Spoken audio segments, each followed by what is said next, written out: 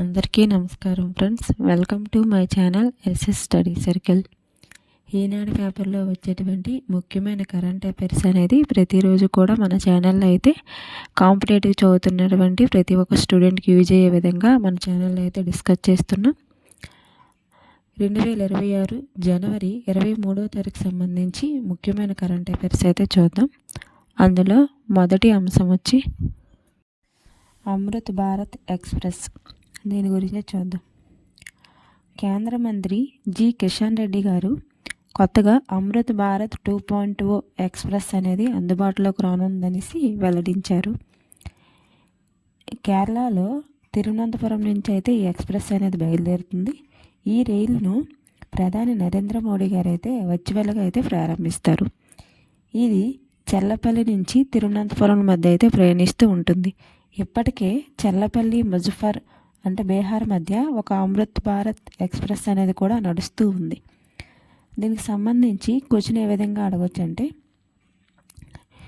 ఇటీవలి నరేంద్ర మోడీ గారు వర్చువల్గా ప్రారంభించినటువంటి అమృత్ భారత్ ఎక్స్ప్రెస్ 2.0 అనేది ఏ ఏ ప్రాంతాల మధ్య ప్రయాణిస్తుందని కూడా అడగవచ్చు. చెల్లపల్లి నుంచి తిరువనంతపురం. నెక్స్ట్ అంశం వచ్చి పార్టీలకు చిహ్నాలు కేటాయించిన ఎన్నికల కమిషన్. దీని గురించి చూద్దాం. తమిళనాడు శాసనసభ ఎన్నికలు అయితే జరగనున్నాయి. వీటికి గాను 2 పార్టీలకు అయితే ఎన్నికల కమిషన్ అనేది చిహ్నాలు అయితే కేటాయించింది. విజయ్ నేతృత్వంలో తమిళగ వెట్రి కళగం టీవీకేకి అయితే విజల్ గుర్తును, ఎంపీ కమల్ హాసన్ నేతృత్వంలో మక్కల్ నిధి మయ్య ఎంఎన్ఎం పార్టీకి అయితే టార్చ్ గుర్తును ఎన్నికల కమిషన్ అనేది కేటాయించింది. పార్టీలకు సంబంధించి ఎప్పుడు కూడా వాళ్ళు ఎవరు ఏ పార్టీకి చెందినవారు, అలాగే వారి యొక్క పార్టీ యొక్క గుర్తులు అయితే ఎప్పుడు కూడా డైరెక్ట్గా లేదంటే మ్యాచ్ ది ఫాలోయింగ్లో అయితే క్వశ్చన్స్ అనేవి వాళ్ళ యొక్క గుర్తుల గురించి అడుగుతూ ఉంటారు. సో ఇవైతే గుర్తుపెట్టుకోవాలి. నెక్స్ట్ అంశం వచ్చి కర్ణాటక అసెంబ్లీలో కలకరం. దీని గురించి చూద్దాం. కర్ణాటక అసెంబ్లీలో ఏం జరిగిందంటే, గవర్నర్ అయిన అతను మధ్యలోనే లేచి వెళ్ళిపోయారు. దేని గురించి అంటే, కేంద్రం అమలు చేసినటువంటి విబి రామ్జీ పథకాన్ని అయితే రద్దు చేయాలనేసి రాష్ట్ర ప్రభుత్వం అనే తీర్మానం అయితే చేసింది. మంత్రివర్గం ఆమోదించిన ప్రసంగాల్లో రాష్ట్ర ఆర్థిక దుస్థితికి కేంద్రమే కారణము, బీబీజీ రామ్జీతో గ్రామీణ ప్రజల పరిస్థితి దయనీయంగా మారుతుంది, సమైక్య వ్యవస్థను కేంద్రమే దెబ్బతీస్తుంది అనే అంశాలు అయితే ఉన్నాయి. వీటిని తొలగించాలని గవర్నర్ దావర్ చంద్ గెహ్లాట్ అయితే సూచించారు. తాను సూచించినటువంటి అంశాలను సవరించిన కారణంగా ప్రసంగాన్ని పూర్తిగా చదవకుండానే సభ నుంచి జై హింద్ జై కర్ణాటక అని చెప్పి అయితే సభ మధ్యలో నుంచి అయితే వెళ్ళిపోయారు. కర్ణాటక ముఖ్యమంత్రి అయినటువంటి సిద్ధరామయ్య అయితే రాజ్యాంగ నిబంధనలు అయితే ఉల్లంఘించారని అయితే అతను కొంచెం మండిపడ్డారు. రాజ్యాంగంలోని 176, 163 ఆర్టికల్స్ ప్రకారం ఏటా మంత్రివర్గం తయారు చేసిన ప్రసంగాన్ని గవర్నర్ చదివి తీరాల్సిందని కూడా చెప్పడం జరిగింది. నెక్స్ట్ అంశం వచ్చి అత్యంత ఎత్తైన పర్వతాన్ని అధిరోహించిన ఎస్ భరణి. దీని గురించి చూద్దాం. దక్షిణ అమెరికాలోనే అత్యంత ఎత్తైన పర్వతమైనటువంటి మౌంట్ ఏకంగ్వాను రాష్ట్ర క్రీడా ప్రాధికారక సంస్థ ఎండి అయినటువంటి ఎస్ భరణి గారు అయితే అధిరోహించారు. దీనికి సంబంధించి క్వశ్చన్ ఏ విధంగా అడగవచ్చు అంటే, ఇటీవలే ఎస్ భరణి గారు ఏ పర్వతాన్ని అధిరోహించారని అడగచ్చు. లేదంటే దక్షిణ అమెరికాలోనే అత్యంత ఎత్తైన పర్వతమైనటువంటి మౌంట్ ఏకంగ్వాను రాష్ట్ర క్రీడా ప్రాధికారక సంస్థ అధిరోహించారు కదా ఎండి, ఆమె పేరేనా అడగచ్చు. నెక్స్ట్ అంశం వచ్చి విశాఖ రైల్వే స్టేషన్ అనేది వార్తల్లో నిలిచింది. దీని గురించి చూద్దాం. రైల్వేలో మొదటిసారి విశాఖ రైల్వే స్టేషన్లో అయితే రోబో కాప్ని అయితే విధుల్లోకి అయితే తీసుకున్నారు. RPF IG Alok Bohra, DRM Lalit Bohra వాళ్ళు అయితే దీన్ని ఆవిష్కరించారు. ఈ రోబో స్టేషన్లో నిత్యం పహారా కాస్తూ అనుమానితులను గుర్తిస్తూ తరచూ దొంగతనాలకు పాల్పడే వారి చిత్రాలు అనేవి తీసి విశ్లేషించి వారిని గుర్తించడంలో ఇవి ఎంతగానో సహాయపడతాయి. రద్దీగా ఉన్నట్లయితే ప్రయాణికులందరినీ కూడా హెచ్చరిస్తూ ఉంటుందనేసి చెప్పడం జరిగింది. ఈ రోబో ఈ విధంగా ఉపయోగపడుతుంది అనేసి అయితే దీన్ని అయితే ఆవిష్కరించారు. దీనికి ఏఎస్సి అర్జున్ అని అయితే నామకరణం అయితే చేశారు. దీనికి సంబంధించి క్వశ్చన్ ఏ విధంగా అడగొచ్చు అంటే, రైల్వేలో మొదటిసారి విశాఖ రైల్వే స్టేషన్లో రోబో క్యాబ్ని అయితే తీసుకొచ్చారు కదా, దాని పేరు ఏంటని అడగొచ్చు. ఏఎస్సి అర్జున్. నెక్స్ట్ అంశం వచ్చి జనగణనలో గృహ జాబితా తయారీకి 33 ప్రశ్నలు. దీని గురించి చూద్దాం.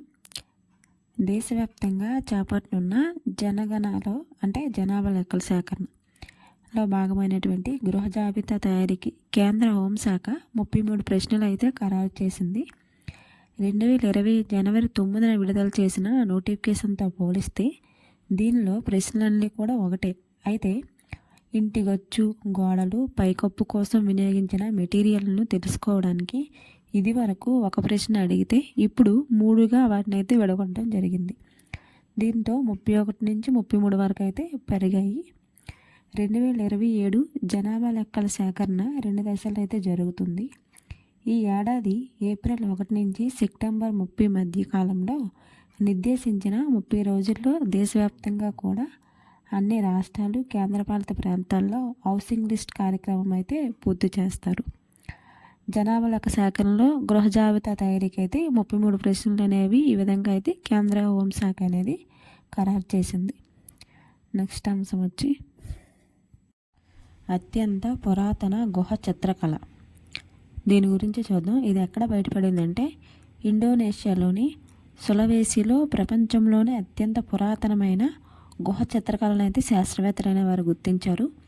ఈ చిత్రాల్లో ఒక చేతి గుర్తు కనీసం 67,800 సంవత్సరాలలో పురాతనమైందని అయితే వీళ్ళైతే గుర్తించడం జరిగింది. దీనికి సంబంధించి క్వశ్చన్ ఏ విధంగా అడగచ్చు అంటే, ఇటీవలే బయటపడినటువంటి అత్యంత పురాతన గుహ చిత్రకళ శాస్త్రవేత్తలు కనుగొన్నారు కదా, ఎక్కడైనా అడగచ్చు. ఆన్సర్ వచ్చి ఇండోనేషియా. నెక్స్ట్ అంశం వచ్చి గాజా శాంతి మండలి. దీని గురించి అంతకు ముందు క్లాస్లో కూడా మనం ఒకసారి డిస్కస్ చేసాం.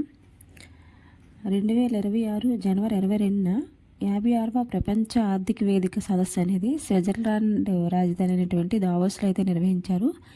ఈ సదస్సులో అమెరికా అధ్యక్షుడైనటువంటి డొనాల్డ్ ట్రంప్ గాజా శాంతి మండలి చాప్టర్ అనేది అయితే విడుదల చేస్తున్నట్టుగా అయితే చెప్పడం జరిగింది. దీనికి గాను 60 దేశాలకైతే పిలుపునిచ్చారు. అందులో 19 దేశాలు అనేవి కూడా హాజరయ్యేవి.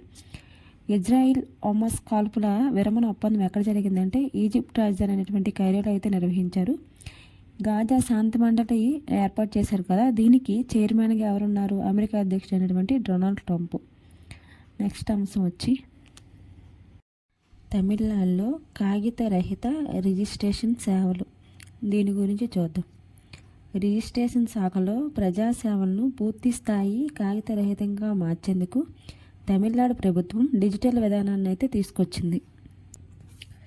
తమిళనాడు ముఖ్యమంత్రి అయినటువంటి స్టాలిన్ స్టార్ 3.0 స్ప్రింట్ 1 సాంకేతిక వ్యవస్థను అయితే ప్రారంభించారు.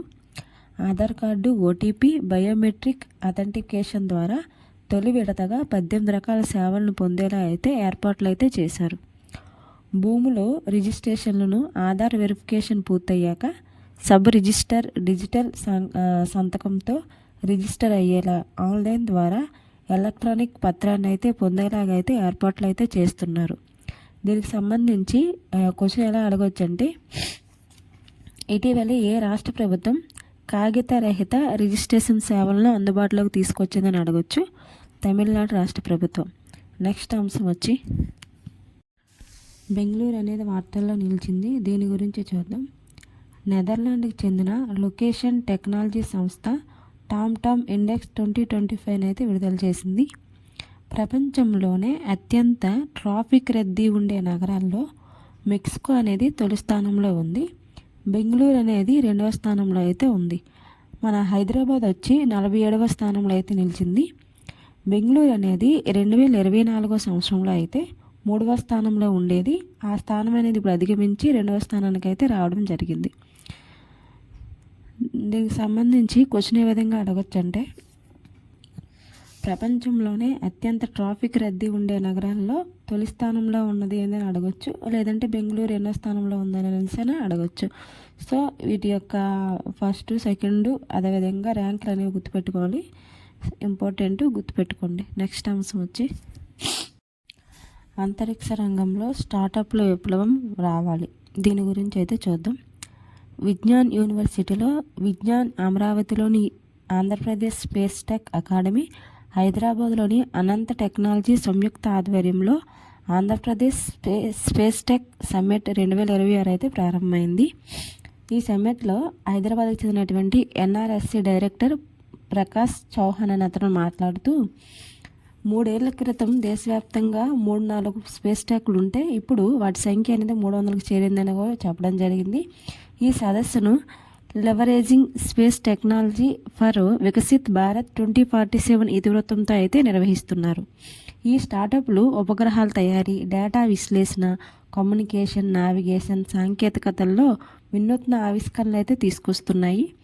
భవిష్యత్తులో భూ పరిశీలన, సమాచార, నావిగేషన్ ఉపగ్రహాలు దేశ అభివృద్ధిలో కీలకంగా మారనున్నాయనేసి అయితే ప్రకాష్ చౌహాన్ అని అతనైతే చెప్పడం జరిగింది. ఈ కార్యక్రమంలోనే సౌత్ ఇండియా ర్యాకెట్ ఛాలెంజ్ 2026 పోటీలు కూడా నిర్వహించడం జరిగింది. చూసారు కదా ఫ్రెండ్స్, 2026 జనవరి 23వ తారీఖు సంబంధించి ముఖ్యమైన కరెంట్ అఫైర్స్ అయితే డిస్కస్ చేసాం. ఇదే విధంగా ప్రతిరోజు కూడా మన ఛానల్లో ఈనాడు పేపర్లో వచ్చేటువంటి ముఖ్యమైన కరెంట్ అఫైర్స్ అలాగే జాబ్ అప్డేట్స్ కూడా మన ఛానల్లో అయితే డిస్కస్ చేస్తున్నాం. సో కాంపిటేటివ్ చదువుతున్నటువంటి ప్రతి ఒక్క స్టూడెంట్కి కూడా ఈ క్లాసెస్ అనేవి ఎంతగానో యూజ్ అవుతాయి friends. So please support my channel. మన ఛానల్ని సబ్స్క్రైబ్ చేయండి, లైక్ చేయండి. మీ ఫ్రెండ్స్ ఎవరైనా సరే కాంపిటేటివ్ చదువుతున్నట్లయితే వాళ్ళకైతే వీడియోని అయితే షేర్ చేయండి friends. Thank you for watching my channel. Thank you.